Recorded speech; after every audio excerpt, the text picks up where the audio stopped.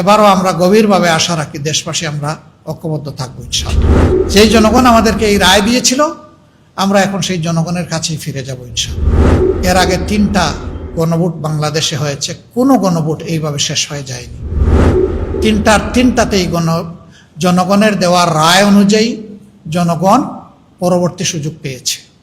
এই প্রথম, যেটাতে আমরা সবাই, সরকারি দল বিরোধী দল সবাই আমরা একমত ছিলাম, সবাই চাইলাম, সবাই এর পক্ষে ভোট চাইলাম, এখানে এসে এটাকে অগ্রাহ্য করা হলো, অমান্য করা হলো এবং এটাকে শেষ করে দেওয়া হলো। কার্যত জনগণের চূড়ান্ত অভিপ্রায়, যেটাকে সংবিধানের চূড়ান্ত জায়গায় স্থান দেওয়া হয়েছে, সেইটাকেই কিন্তু লঙ্ঘন করা হলো। আমরা এই অবস্থা মেনে নিইনি। আমরা জনগণের অভিপ্রায়ের প্রতি সম্মান দেখিয়ে আমরা ওয়াকআউট করেছি। আমরা চেয়েছিলাম আন্তরিকভাবে এখানেই হাউজের ভিতরেই তার সমাধান হোক। হাউজের ভিতরে সমাধান হলে জনগণ আনন্দিত হতো।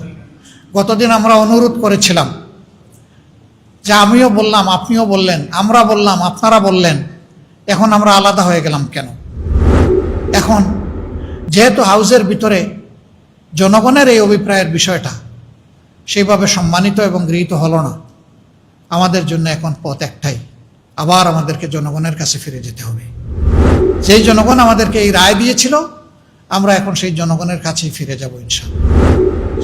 এবং জনগণকে সাথে নিয়ে আমরা এই গণভোটের যে দাবি, এই দাবি কিভাবে আদায় করা যায় সেই কার্যক্রম আমরা গ্রহণ করব। এই ক্ষেত্রে অতীতে দেশ এবং জনগণের স্বার্থে আমরা দেশবাসীকে পেয়েছি, দেখেছি। এবারও আমরা গভীরভাবে আশা রাখি দেশবাসী আমরা ঐক্যবদ্ধ থাকবো ইনশাআল্লাহ। সাংবাদিক বন্ধুগণ, অতীতেও ন্যায্য সমস্ত বিষয়াবলিতে আপনারা গুরুত্বপূর্ণ অবদান রেখেছেন। এটা কোনো দলের দাবি না, এটা কোনো গোষ্ঠীর দাবি না, এটা কোনো ব্যক্তি স্বার্থ সংরক্ষণের দাবি না। এটা ছিল মূলত যে সমস্ত সাংবিধানিক কথা বলে, সংবিধানের দোহাই দিয়ে জনগণের উপরে দুর্নীতি এবং দুঃশাসনের বোঝা চাপিয়ে দেওয়া হয়, ওই জায়গাগুলো আমরা চেয়েছিলাম বন্ধ হোক। নির্বাচনের আগেই বিভিন্ন দাবিতে আমরা ঐক্যবদ্ধ হয়েছি। আমাদের 2টা মেজর দাবি ছিল, একটা হলো সুশাসন, ন্যায় বিচার, আর একটা ছিল দুর্নীতি দুঃশাসনের বিরুদ্ধে আমাদের অবস্থান।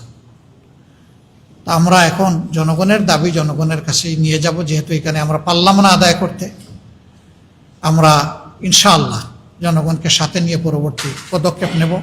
আপনারা সঙ্গে থাকবেন। আপনাদেরকে অসংখ্য ধন্যবাদ।